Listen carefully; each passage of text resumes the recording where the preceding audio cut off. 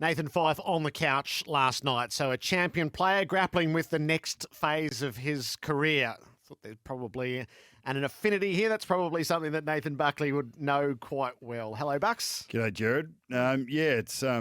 It's always easy in retrospect to comprehend, to understand the changes in your physicality first, and then your emotional and mental capacity and coping mechanisms to handle that change as you sort of go through different stages of your career.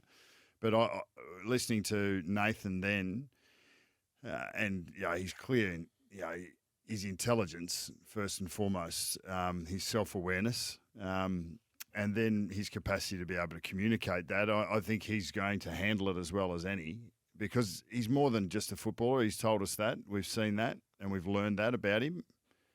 Everyone is, but we've probably seen it more in his story. And I think this next little stage is going to be pretty exciting for him. It's going to be exciting for Fremantle, and to hear both he and the coach speak last night, and to get their last couple of performances, they're in the sweet spot. So he wants to be a part of that as well. So what mindset adjustment do you have to make? So I would say he's a bloody minded footballer in the way that he's played, and just crash through. And there's now subtleties that he knows that he's going to face within his own game. So that's been clear in his preparation. So this was the physical toll that he couldn't fight through anymore. So that's the first barrier. And then you work through the various steps from there. Yeah, I think my estimation, and the great Jeff Motley said to me when I was a young man, probably about 23, 24 years of age, and sort of 3 or 4 years into my career, he said, "You'll play your best footy at 30. And I didn't, but I just thought that, 23, 24, 30 is bloody old. So I didn't I sort of let that go. But then I did. I played my best footy at 29, 30 and 31. And I think that is where, if you are a lifelong learner, or you're a professional who's working on his game and wanting to improve, I think that is the intersection of physical, mental and emotional capacity before the physical wanes. So in many ways, Nathan Fyfe has been robbed of some of his best times. And some people will turn over physically a little bit earlier than others, but I get the sense that he looks after himself pretty well.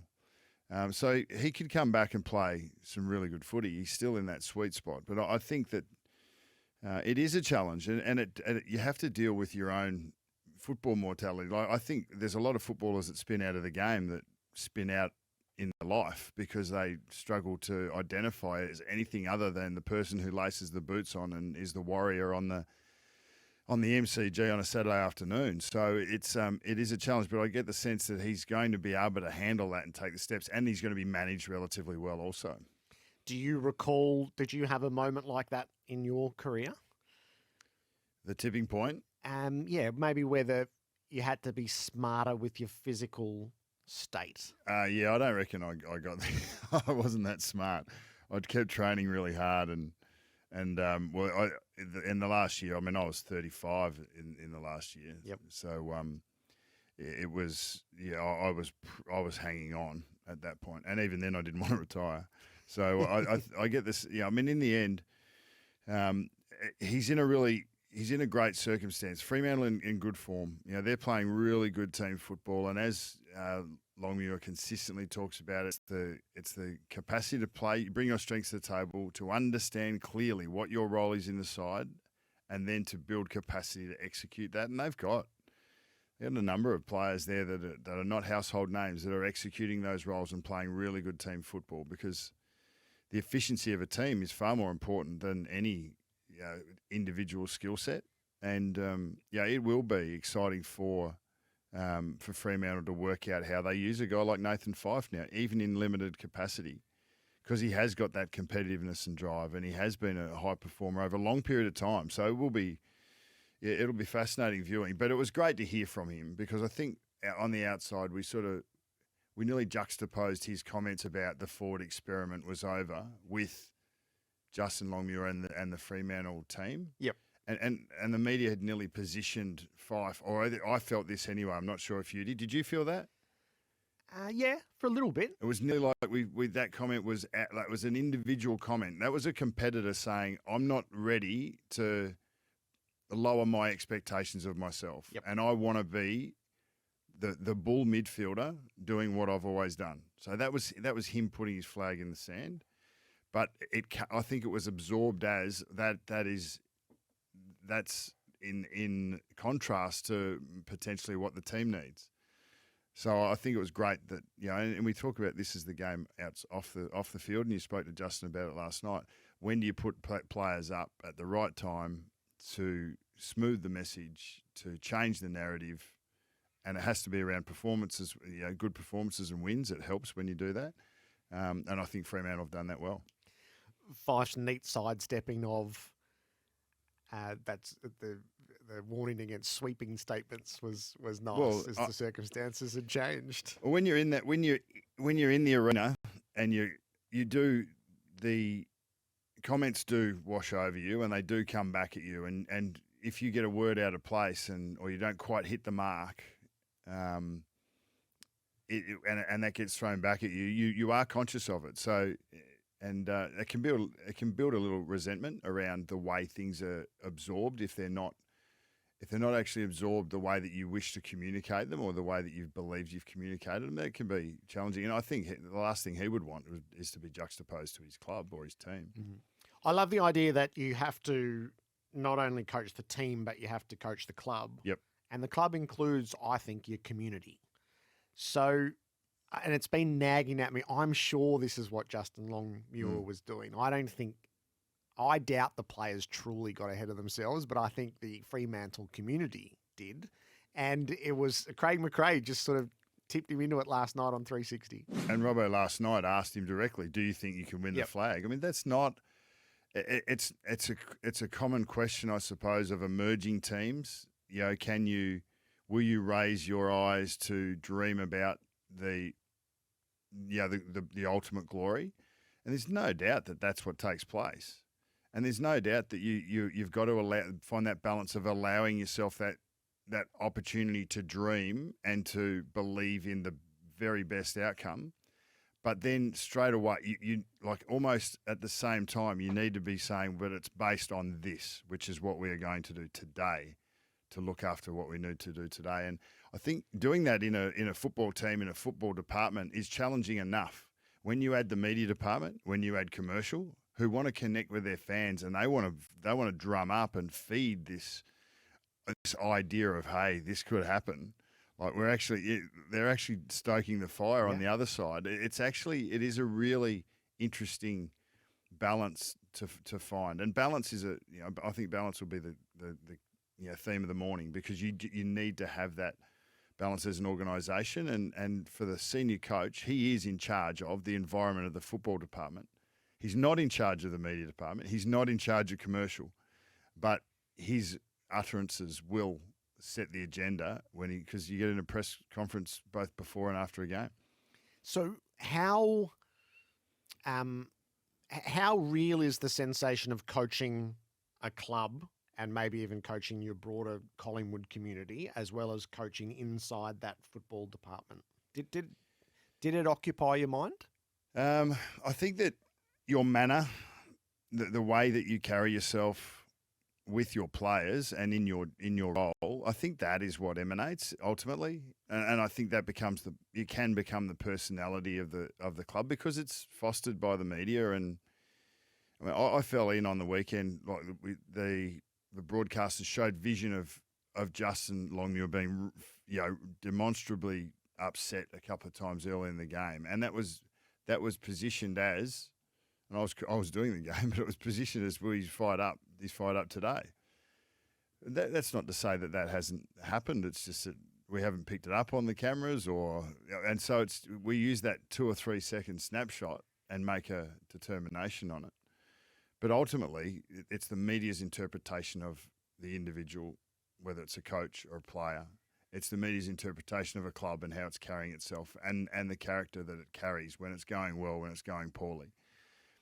But that is clearly an interpretation of what is really there. And I think that's the coaching that emanates. And I think that's your attitude to winning or losing, your attitude to challenge, and even when there's calamity, how do you handle that?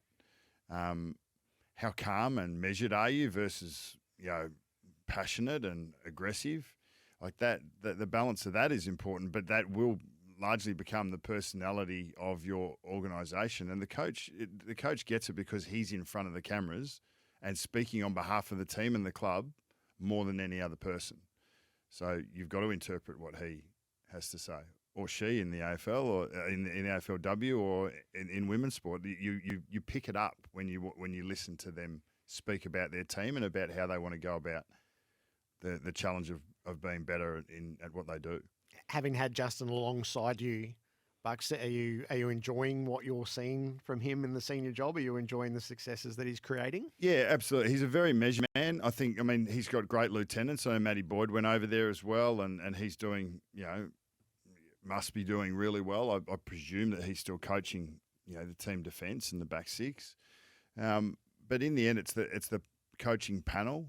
But there's some, Alistair Clarkson, one of the greatest modern day coaches. When you don't have the personnel, you just can't click your fingers and all of a sudden, be a premiership chance. So, Hawthorn in the last 3 or 4 years, they dropped away as well and are going through a regeneration process. So you need everything to fall into place. But he actually mentioned last night that he feels like he's had better player availability for the first time in his tenure, that he's got this really good player availability. And that's competitions for spots. It's blokes that are finding their capacity and tipping into the team's endeavours. I think he communicates it really well and really calmly. And that player availability was your thesis on Collingwood coming into the season, which is materialising before us. Yeah, I had them as a big swinger. If they had great availability, I think that they could. I had them up for 15 games max, and then I thought they'd win minimum of 8. And you just look across the list. I mean, I am biased, and I do know the players and the environment and their capacity to overcome adversity and bounce back really quickly. So, the 20 and 21 were train wreck years for us. We didn't handle the hub well, and then the list management issue, do better early in 21. There were just so many things involved, and we had player availability issues as well. But if the senior players get on the park for Collingwood, they were always going to provide the skeleton for the young players to come and improve off, and at the right doses. If you had 4 or 5 or 6, maybe you're going too far. If you got 2 or 3 or 4, then and they're confident and they're happy and they're winning and they're excited by the prospects and they believe. Yeah, and that's all credit to Craig McRae, the coaching group, and the leaders of the football club to be able to put themselves in this position. And now we see what they can do with it. Do you like the style that they're playing? Yeah, they're definitely going forward more, and Fly talks a lot trusting the contest in front of the ball, and that was a really clear shift in the way that Collingwood are moving the ball. It was actually something we looked at in early 21 about going forward more, but we're ingrained a little bit around that, uncontested style and changing angles a little bit more. But yeah, I think they're playing. They're playing. It's a brand that stands up in winter. It's a brand that stands up in the wet, and we heard Craig talk about that last night, because you do trust the contest and you just get it forward. And they've got players in front of the ball that are winning their contests. Ollie Henry's aerial has been brilliant. Jack Ginnivan at ground level, Bo McCreary at ground level, Jamie Elliott when he's there doing both, and they've got enough aerial presence at the moment to be able to get the job done when the ball spends most of the time on the ground anyway. But there's a real energy around sides. You feel an energy around West Coast and North and Essendon. Like, it's a heavy energy. They're not great, and footy's hard for them. There's sides like Fremantle and Collingwood and Melbourne when they're up and about, and Brisbane when they're up and about, and St Kilda at the moment. That they're actually, you can feel that energy. There's a belief in the way they go about it. And that breeds high performance. So when you say you were ingrained, or the team was ingrained, how big a shift would it have been for you to? So you thought about another style and then opted against it. No, we coached it, but we just didn't execute it. Didn't work. No. Right. Yeah, we coached go forward. Yep. We called it face. So the stand the mark rule, and so we coached it right through the preseason. Face. So face the goals, and not looking back, not looking to feed back as much, but face and go forward and trust the contest. We just weren't able to do it as effectively as we wanted to. So the habitual behaviours, just in the heat of the moment, you just couldn't translate that from training to game. But it doesn't stand in it doesn't live in a vacuum. Yep. So it lived in the environment where we didn't have a continuity of players through the early stage of if we're just looking at 21, the early stage of last year, we lost players that were important to that and leaders that weren't there to coach each other in the moments about, no, that's not what we want to go forward here, or trust that contest there. So we looked at actually our long down the lines going more central. We wanted to be really aggressive with our offense, which is the reality of what was coached and practiced through pre-season, but it was ineffective because for a multitude of reasons, but ultimately we weren't able to execute what we wanted to do, and that comes back down to personnel, comes back down to players' belief, it comes back down to capacity to coach it and get it across the line, and we failed. So the dissent has now found its level evidently through the coaching to the umpires. I actually think the umpires had been running this pretty well themselves. They had regulated what they were going to tolerate, but every now and then a player with his arms out got penalised. We now know. So the Degoe's the threshold. That pure, sheer, instant frustration, which is turned toward the umpire, that's not to be 50 from here. When you rewind and think about Brad Scott's comments within 24 hours. No, it wasn't. It was after. So that was an Easter Thursday. So it was like the Monday or the Tuesday after. What did you think that the AFL should have done? Did they do what they should have done at that point? It's so that it is tricky because it's hard to say no dissent toward our umpires and then walk that back. So I think the fault was much earlier on. It was when the first release came, and we did it on the program that morning. It was full of motherhood statements, but nothing that actually nailed down what are we trying to do here and how are we going to do it. And the only way to achieve that was to get the total buy-in, not just of the players, who it's up to them, but the fans to know what they were watching. So there was the errors that were made, I think, have been a lot around public delivery. There were clips from the first 3 rounds that were evidently sent to the clubs, which specified the arms out pleading, the gesticulation was going to be 50. That wasn't shared publicly. So when Harris Andrews happened, it was totally out of the blue. And then doubling down on that was a really difficult, that was going to be an unworkable position for the very reason that for the one that was paid, if you're saying that was correct, there were 50 others that weren't going to be paid that then you extrapolate are incorrect. Do we expect that the AFL or a football club or an organisation is going to be able to get to the finishing point at the start? I think that the process has actually been quite organic and effective. The major point, the motherhood point that we were making is that respect for umpires needs to improve. And there were reasons that were tabled around the impact on grassroots football, the fact that we need more people coming into the umpiring system from the base. And we want, and I think you even want your professionals at the top to feel like they're more validated in what they do. I think the process has actually been quite effective. I think you do need to go past where you come back to, because if you don't go past it, you're not going to get there. So I understood Brad Scott's comments absolutely for what they were, and that was a line in the sand as we're not stepping back. There is no level of acceptable dissent, and that is still a correct statement. There is no level of acceptable acceptable dissent. If you're dissenting, I think you are. There's a form of abuse that's going towards the umpire. I don't think where does dissent, remonstrating, frustration? I think the only person that can make those, and this is the other point, the only person who can make those calls is the umpire at the time.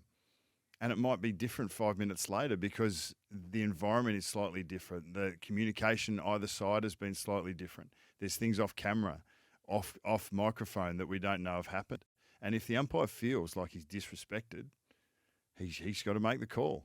And I think they're the people on the ground to make the call. I would have said we trust our umpires to make the call. If they feel like they've been disrespected, then they will pay free kick. Yeah. So I think it's worthy for the game, and I think the game is better for it already. I do think the players have done an excellent job restraining. So it had become a free-for-all.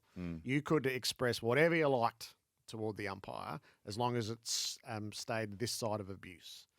And that's not right. So I think the overall has helped the game. I think there was a better way for everyone to go on the journey where every time it was paid, it wasn't a flaming inferno. And now we have a level which I think we can understand. I think the other one is, and people wouldn't be aware of this in the general football community, but I mentioned it at the time. Umpires are spending more time at clubs than they ever have before. So the actual relationship on ground or in the football community space at the elite level, the umpires get to see the players more. They go to training. They run scrimmage sessions. You get introduced beforehand. You get thanked for coming down, and the conversations that take place in a practice environment are often quite not combative, but they're like, "What about this?" Or, this is what we're looking for. That's what we're looking for. But can't you see that?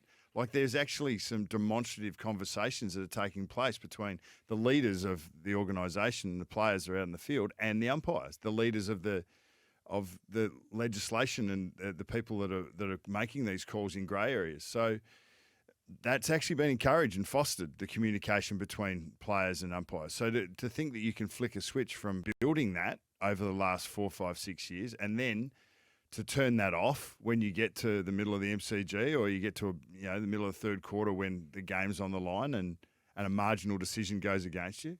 We know how the crowd respond to when a decision that's right 9 times out of 10 goes against you. You still find the one. So it's problematic, but I think we've found a good medium. We will, in years to come, we'll go, remember those 8 weeks when arms out was 50? There's a certain absurdity prohibited contact of umpires. Remember that, like when they were running back out of a clearance and you could not be in that space.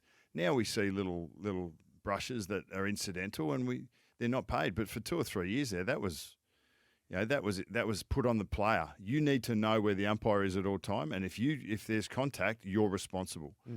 And now it comes back a little bit, but to set a standard.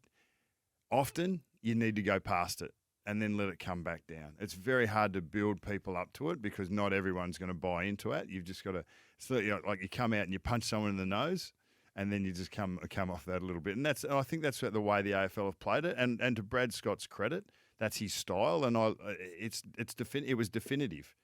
And then it's not so definitive. Jamie's in Darlinghurst with Nathan Buckley. Welcome, Jamie. Hey, morning, Jared. Morning, Bucks. How are we? Morning, Jamie. Hey, just a bit of a coaching question for Bucks.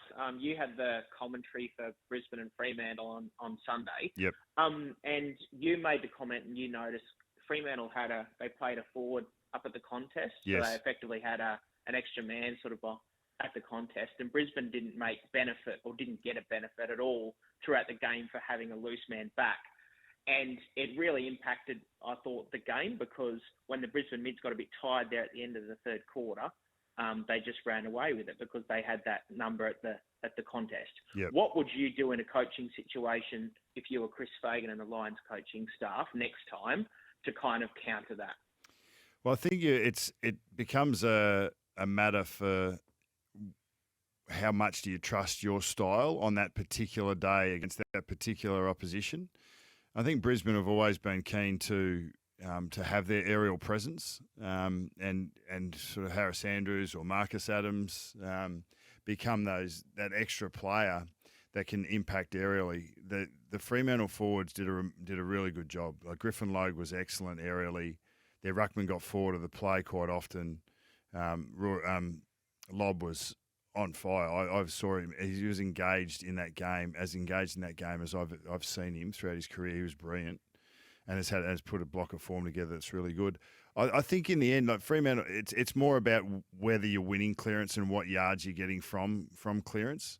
Fremantle used that guy that went up particularly well. If you can imagine, late in the game, Frederick was actually trailing his player into centre bounce. I think it was Daniel Rich. They were getting aggressive at centre bounce, and he was trailing his player, but then receiving forward handballs and then going into the attacking mid area with time and space. And I think their high forwards run that pattern particularly well. So Fremantle probably executed their plan a little better than Brisbane, but I thought they brought better energy as well, which often gets missed when we're trying to analyse game plans. Any satisfaction ringing the umpires department?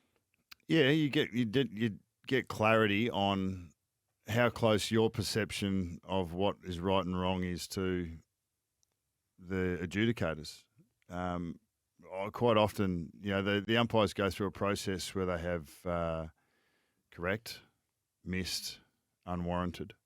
So they're basically the three sort of columns that they go through, and and like the players, they go through review, and the ones that are unwarranted, they'll have a look and sort of work out, okay, what did you see here? What could you have positioned yourself better? So there's a real solid review process that takes place.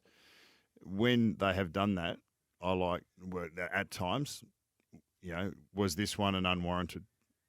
Did you miss this one, or did you classify this as a correct decision? So it just gives you some clarity on how that is being perceived and why. And if you don't agree, then you can have the conversation. So you do get something of it. It doesn't take you back to the moment and get you what you want. But I got to say too, so Jack Ginnivan has played 14 games now. What a disproportionate amount of focus we're giving this young man, and how well is he handling this continual spotlight that is coming now? And there'll be an element of the listening audience and the football community that say, well, he's bringing it on himself. He's playing the game of footy as best he can. As Craig just said, he's playing the game of footy as best. He's trying to be the best version of himself. These are not things that he's all of a sudden doing. These are learned behaviours over a long period of time, and he will continue to evolve. But on the whole, his capacity to influence in those 14 games has been enormous, in particular this year. He's had a couple of quiet ones, but geez, he stood up in other games. He's won an Anzac Day medal. Bloody hell. He couldn't be doing any better. And all kudos to him and to the organisation that's getting around him, because I don't reckon we could be any more hysterical about a 14-game player than we are as a media fraternity. His next stage is public holiday Monday, the Queen's birthday. Well, and he'll be loving that. And you know what? We've got to separate this idea that he's this staging or playing for free kicks. We've got to separate that from whether they're free kicks or not. Because if he's entitled to do whatever he likes within the spirit of the game and within the rules of the game. Now, it's the umpire's job to adjudicate it. It's the person tackling him. It's his job to stick the tackle effectively and not infringe. And we're coming up, like Jack's challenge is going to be, players are going to be more aware of the tactics that he uses to draw free kicks.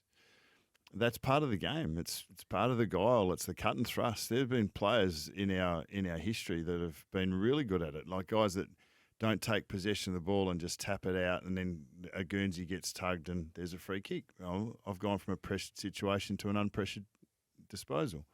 It happens everywhere. Like body use, like how much do like Tom Hawkins, I used as an example yesterday, how much do I just nudge this bloke under the ball before to go and take the mark without giving the free kick away. We're always playing on the edges and on the fringe, and Jack is just one of hundreds of players that are doing it. He's getting a disproportionate amount of focus. And he should have got those free kicks at the end, we now know for sure. Cal is in Pakenham. Welcome to you, Cal. Good morning, boys. How are we? Very well. Just got a quick question for Bucks, if you don't mind. Yes, mate. Nathan, I'm a massive D supporter. Not worried at all, but it's just an observation and just a theory I just wanted to pick your brain about. Mm-hmm. Now, this time last year, the Ds obviously went through a bit of a phase where we were a little bit flat. We had sort of lost over maybe a 5 to 6 week period. We might have sort of gone win-loss for a little while. And the energy just wasn't quite there. Now, I've been hearing a lot about the fact that Darren Burgess around this time last year sort of upped our training loads, and for possibly looking for a better return coming late towards the back end of the season to be fresh and ready to go. One, is this a real thing? And two, have you ever sort of, I guess, in your time, up training loads in order to get a better return towards the back end and of the season? Well, there's no doubt when you are a club that are going to find themselves at the pointy end of the season, you are planning around what that looks like. And once again, this idea of balance. You need to be able to balance, planning for, what you're hoping to be doing in 2 or 3 months' time with what you're doing today, because you've still got to win games of football and you've still got to look to develop and be better tomorrow than you are today, and on we go. We want to. There's so many factors that go into it. The biggest danger for Melbourne, their players, their staff, and I don't think it's a real danger for them. The danger for the fans outside is to expect that you're just going to be the same team, dominant team of last year. And I think the media have fed into that around, it's theirs to lose. It's not. There's so much of this season yet to play out. The last 2 weeks have given everyone pause for thought and consideration to the fact that in a game of football, the players on the park are the ones that will decide it. And it's an emotional game. It's a physical game. It's a mental game. And now teams know that Melbourne can be beaten. So, and they knew it, but now it's been demonstrated. So Melbourne have to raise their level of competitiveness to get into the contest to then go and execute their brand. And there's different, and we're talking about, there's no question marks about their game plan, but it's not clicking quite as well as it has. And they've played 2 really good opponents. So, yes, they will train hard at various times. And, you might be a little bit flat physically, but it doesn't mean that you can't get the job done in the interim. And that's the balance that clubs are continually trying to find.